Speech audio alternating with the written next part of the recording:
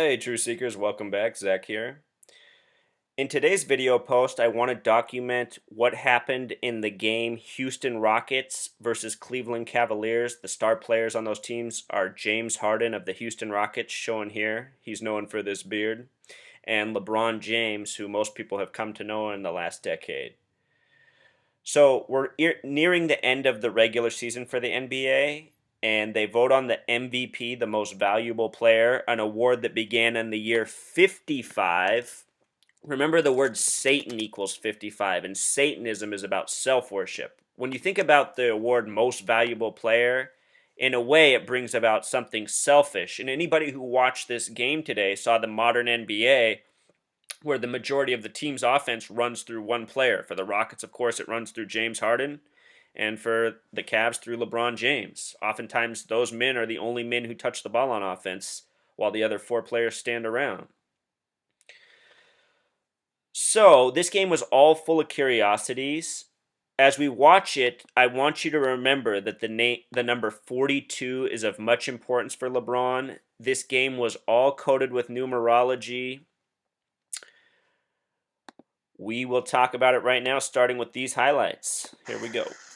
Cavs Rockets. James Harden hosting LeBron James.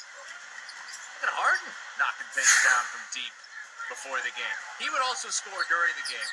Being trailed by James. And, not there. James with the rejection. Good play by LeBron. Let's go to the second quarter. Rockets down 2. J.R. Smith highlighted here. Off the Pablo Prigioni miss. Smith to James. LeBron had 37 points and 8 rebounds, but he would struggle elsewhere. LeBron runs into Patrick Beverly. It's a blocking foul. They got in a little bit of a scuffle. And then in the third, Harden and James tangled. A little kick. So this is James Harden kicking LeBron James, the two men being discussed a lot this week in the race for the MVP. My guess is that these are theatrics, and these players are actually asked to do these type of things within the game, being aware of what I'm now aware of. From Harden, he's called for a flagrant foul. James not happy with that. This was a heated game. This was like a playoff game between these two, even though not in the same conference. A potential finals preview, and then big shot from James. Cavs up 1, 2.5 to go. Off the miss. Harden's got it. And Josh Smith puts Houston on top. And then Harden with the great move and the foul. Rockets go up 3. Under 10 to play now. Tied at 98. James with a chance. Settles for the fadeaway jumper, and we go to overtime, where the Rockets were 4-0 on the season. In OT, already up 4. Harden guarded by James. Another weird situation. They get into it again. What's the call? Nothing? Shot clock violation. Look at. So, True Seeker, I want to let you know that I did ref basketball for many years. I played basketball for many years. Even somebody who doesn't know anything about basketball but casually watches knows something was wrong with this play. And honestly, I was watching this live. I thought maybe this is the worst call I've seen in the history of sports. But knowing better, it's obvious that it happened for a reason. Think about it. This play is likely scripted into the game, even the no call.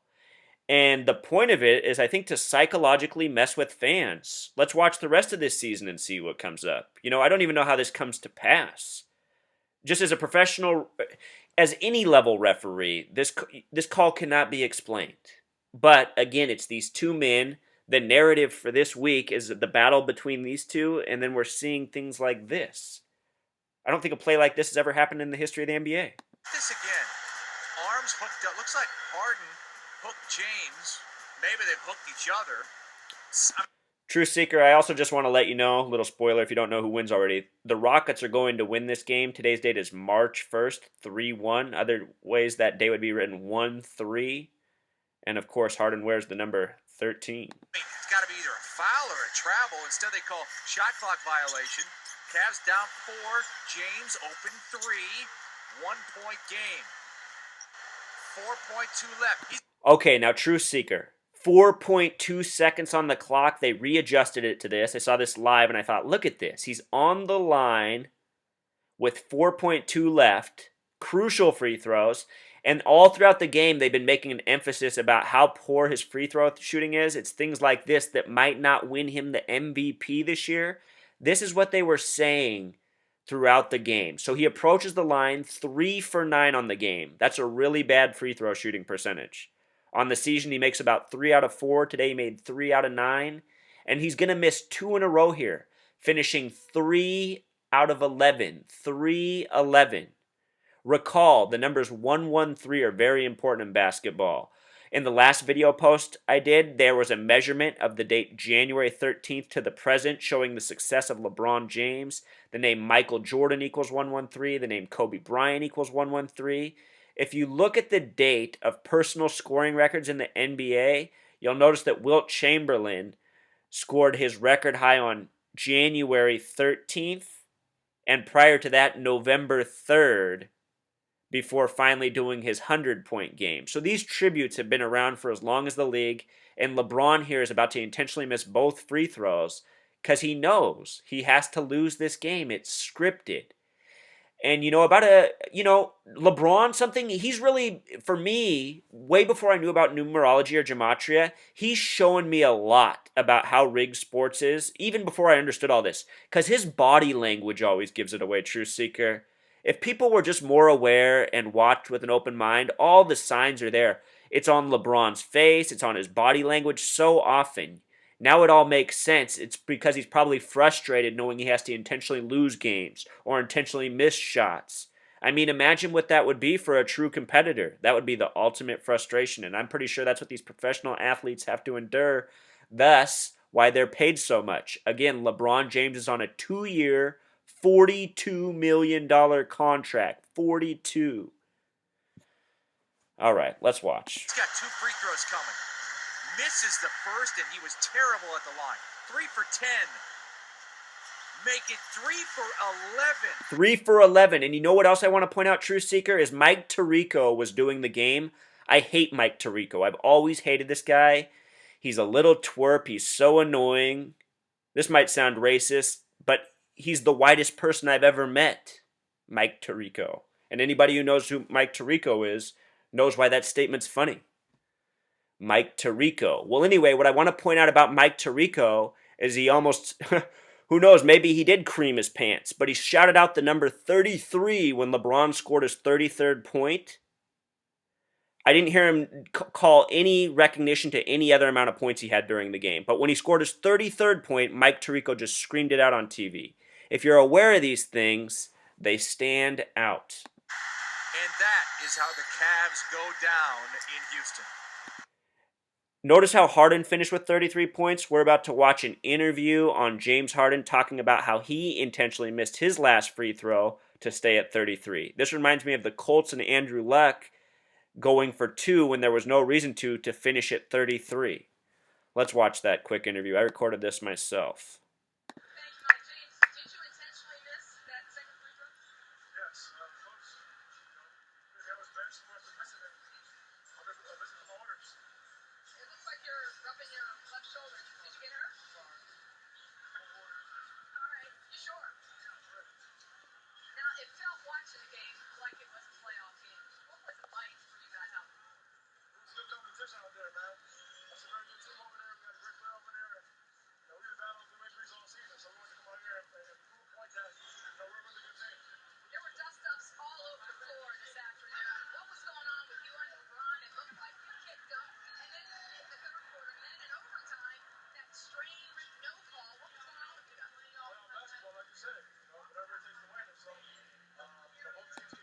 You know what? Yeah, right, True Seeker. She just asked him about that no call, and he just totally skipped over it. Let's finish watching his response. But he just totally ignores it and says that's basketball.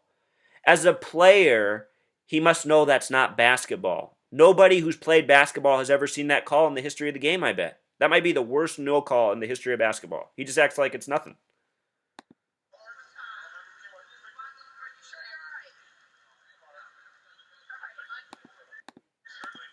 All right, so he just totally brushes over the question and just moves on. These athletes are well trained. I think they really do know what's up. I think they keep their mouths shut because of how well they're paid. Oh, it's bad. So let's look at the box score too. LeBron played 42 minutes. Be interesting to pay attention to how often he plays 42 minutes on the season. 35 attempts on the game. That's been an important number lately. Again, 3 of 11 from free throw. And then James Harden, the guy who they're touting to be the next MVP, also with 42 minutes and, of course, 33 points. And why 33? Because he intentionally missed his last free throw. So we'll keep our eyes on what happens with James Harden and LeBron James as the season goes on. But there's no doubt that this game was more evidence of the scripted, ongoing, whatever you want to call it. You know, I don't mean to be a racist truth seeker, but if you look at the end of a movie and you look at the majority of the names that scroll past on the screen, they're Jewish names, they're Zionist names. And if you look at the NBA and who runs the professional sports leagues, they're Jewish names and Zionist names. And you know what I'm pretty sure sports and movies have in common? Is that when you sit down to watch them, the outcome is already determined. The difference is when people watch a sports game, they don't expect that. And they don't think that's what's going on. And that's what needs to be exposed. Again, if you didn't see my other video post from earlier this week, LeBron James scored his best point total for the season. It was 42 points. It came exactly 114 days after his season and career worst performance, November 4th. Notice also 114. The name LeBron James was simple English gematria as 114. With Pythagorean gematria, it's 42. 4 plus 2 is 6. 1 plus 1 plus 4 is 6. That's the check. Recall, LeBron wore the number 6 at Miami. And also, this span of days was also 3 months and 22 days, like Yale's Skull and Bones. With other athletes, we recently saw Tiger Woods show up toothless in the media, wearing a Skull and Bones bandana and a flannel, totally looking out of a character.